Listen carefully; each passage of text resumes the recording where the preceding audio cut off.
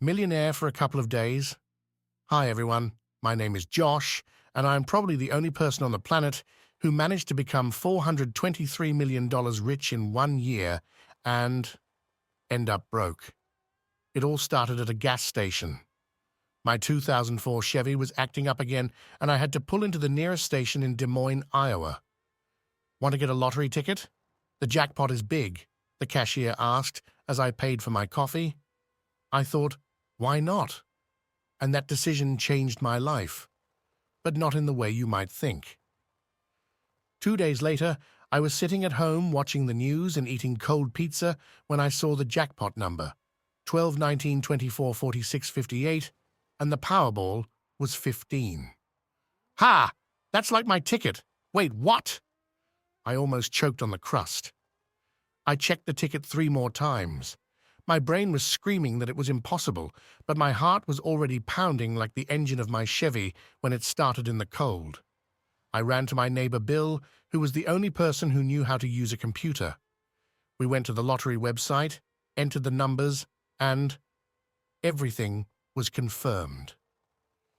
"Josh," Bill said, looking at the screen, "you just became a billionaire." Well, almost. The next day, I went to the lottery office, where I was greeted with champagne and shouts of, "Congratulations, our new billionaire from Iowa."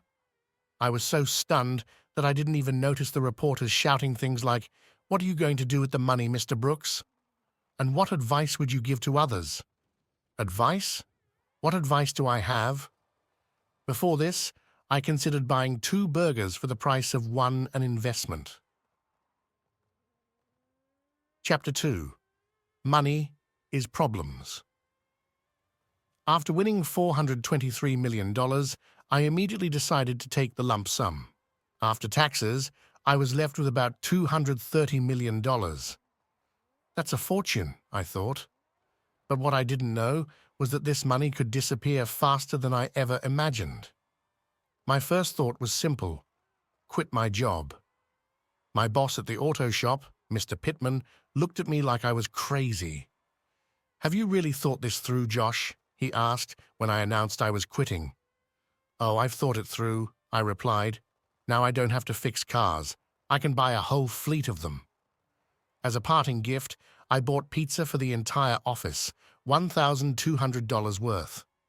At the time, it seemed like a ridiculous amount, but later I realized that I had started spending money as if it were endless. Vegas. First mistake. A week after winning, I realized it was time to live it up. Together with my friends from the car service, we rented a limo and went to Las Vegas. What did I spend my first large sum on? Slot machines, cocktails, and renting a penthouse in the most expensive hotel in town. It was an unforgettable night. But within 12 hours, I had spent $2 million. Have you ever felt like money just disappeared from your hands? That was it. I even rented a helicopter to fly over the Bellagio fountains. It's worth it, I told myself, but later I realized that maybe it wasn't the best investment. My friend Tom won $3,000 at roulette. He was thrilled until he realized I had already lost $50,000 at the same roulette table trying to replicate his success. Dream mansion. Back in Iowa, I knew I needed a place that would match my status. Living in an old apartment with a rattling radiator? No way.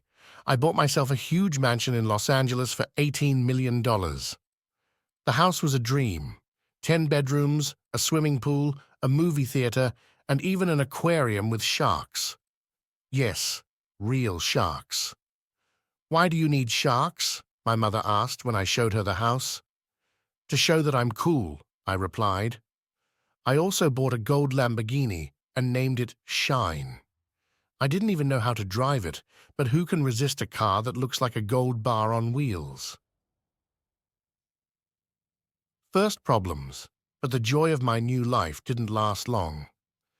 After just a couple of months, I started noticing strange things. My new friends I'd met in Vegas started calling me to borrow money. Neighbors in my new neighborhood complained about loud parties, and my lawyer reminded me that the mansion's maintenance bills were running at $100,000 a month. At that point, I just gave up. I still had $200 million. But all this was just the beginning of my problems. Chapter 3. How I became a rich investor. After moving to Los Angeles, I decided it was time to get serious. You can't just spend money forever. You have to make it work. Someone told me that rich people always invest, and I thought, great idea, I can be one of them too. But I had one problem. I didn't understand anything about investing. The most I knew was that stocks go up or down, and cryptocurrency is out there on the internet somewhere. Advisor from the bar. On the first night of my financial journey, I met a guy named Doug. We met at a bar near my new house, and he looked like he knew something. In fact, he wore an expensive watch and said things like, "You know, man, crypto is all the rage right now. All the smart money is there." After 2 martinis, I decided, yeah, Doug's right. The next day, I bought $5 million worth of Bitcoin. A week later, the market crashed, and my investment was worth $2 million. When I called Doug to ask what to do next, he said, "Hang in there. The market will recover. Maybe." A brilliant business plan. After that, I decided to start my own business. The idea came to me over breakfast. I thought, people love steaks and lotteries. Why not combine the two? And so a chain of restaurants called Steak and Luck was born. The concept was simple. A customer orders a steak and gets a lottery ticket as a gift. What could possibly go wrong?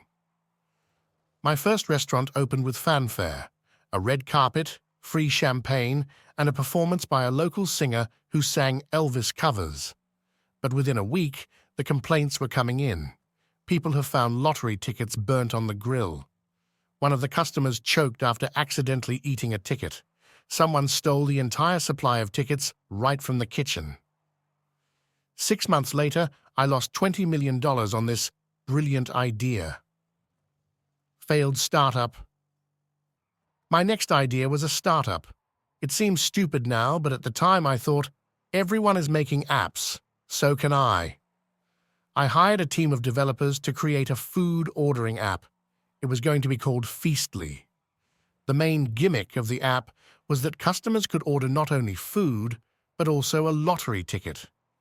As you can see, I was obsessed with this idea of lotteries. The developers promised to launch everything for $2 million. I paid. Then they said they needed another $3 million. I paid. When the total reached $10 million, they just disappeared. It turned out that I hadn't even signed a proper contract with them. First alarm? Where is the money? By this point, I was starting to notice that my bank account was shrinking faster than I expected. Instead of $230 million, I was down to just over $150 million. And that's before I even started paying for my mansion, my cars, and my sharks. But I still thought I had a sea of possibilities. I was a millionaire, right? Chapter 4. Mansions, Statues, and Financial Ruin. By the time I had $150 million in my bank account, I was hooked on the idea of money as a tool for self-expression. Here's how I chose to express myself. A mansion fit for a millionaire. The first thing I did was buy myself a huge mansion in Los Angeles. It wasn't just a building. It was a whole world of luxury. 10 bedrooms, 5 swimming pools, a movie theater, a wine cellar, a spa complex, and of course, an aquarium with sharks. "Josh, is this really necessary?" my mum asked when I showed her the house plan. "Mum, you always told me I should dream big," I replied proudly. The problem started when I found out that the house was costing $100,000 a month to maintain. That included bills for electricity, water, gardeners, cleaners, and of course, shark food. I wasn't worried, because at that point, I still had millions. Millionaire's wardrobe. Besides the house, I decided that a millionaire needs a wardrobe worthy of his status. I bought 300 pairs of sneakers, 50 designer suits, and a watch that cost more than my old car. But the most absurd thing is that I ordered a suit made of 24-karat gold. It was so heavy that I couldn't even stand up in it, let alone wear it to parties. Shine, golden Lamborghini. One of my biggest and most useless purchases was my gold Lamborghini, which I named Sparkle. I was so confident in my choice that I ordered an additional body kit with Swarovski crystals. "You don't even know how to drive a sports car," my friend Tom said when I first drove the Shine out of the garage. "You don't have to drive it, as long as it looks good," I replied. The car stood in the garage for almost a year until I sold it for half the price. Rex statue. The most absurd waste came to me one night when I was looking at my bulldog Rex. I decided he was worthy of immortalization. I hired a team of sculptors to make a giant statue of my dog. The statue cost $2.5 million, and its nighttime illumination added another $500,000 to the total. "Rex looks at the world like a king now," I told my friends, but they just shook their heads. Parties that ruined everything. My mansion became the epicenter of wild parties. I invited dozens of friends I didn't even really know. I spent $3 million on one party, hiring celebrity DJs, exclusive food, and fireworks that were visible from the neighboring county. But the party turned out to be a disaster. The stars didn't show up, the guests destroyed my garden, and someone even managed to steal the TV from the living room. "First call from the IRS. Mr. Brooks, we see that you have accumulated a debt. How do you plan to pay it off?" said the voice on the phone. How much do I owe?" "With penalties and interest, about $7 million. I almost dropped the phone. $7 million? That was the moment I realized my financial immunity had failed. Trying to fix the situation, I decided to sell everything I didn't need. The gold Lamborghini Shine sold for $400,000, although I bought it for $1.5 million. The gold suit. No one wanted to buy it, but I turned it in as scrap metal, getting $100,000. My favorite Rex statue turned out to be the biggest pain. I paid $2.5 million for it and sold it for $50,000 as an art piece to some private museum. But even this money was not enough to cover my debts to the IRS friends or traitors. When I was a millionaire, I always had a lot of friends around me. But as soon as my financial problems started to surface, these friends disappeared like snow in Los Angeles. I tried to contact Doug, my crypto guru, to ask for at least some of the money I invested back, but his phone was disconnected and his social media account was deleted. "Josh, I told you money can't buy real friends," said my old friend Tom, who had stuck by me all this time. The lost house. The culmination of my downfall was the loss of my mansion. My lawyer warned me that I could no longer pay for the upkeep of the house, which meant that it had to be sold. I put the house on the market for $18 million, but since the real estate market was in a slump, I only got $12 million. It was a blow to my ego, but frankly, I was used to losing money. Along with the house, I said goodbye to the sharks, statues, and swimming pools. The last step down.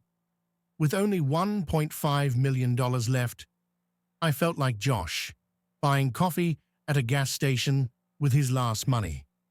I moved back to Des Moines, rented a small apartment, and started working at the auto repair shop again.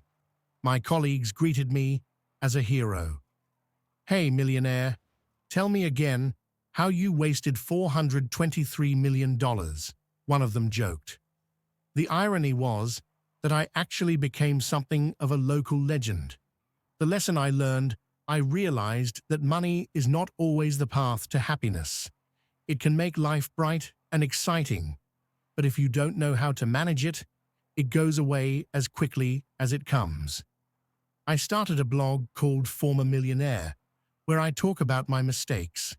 My girlfriend Jennifer supports me, and we laugh together about how I tried to buy an island that flooded every year.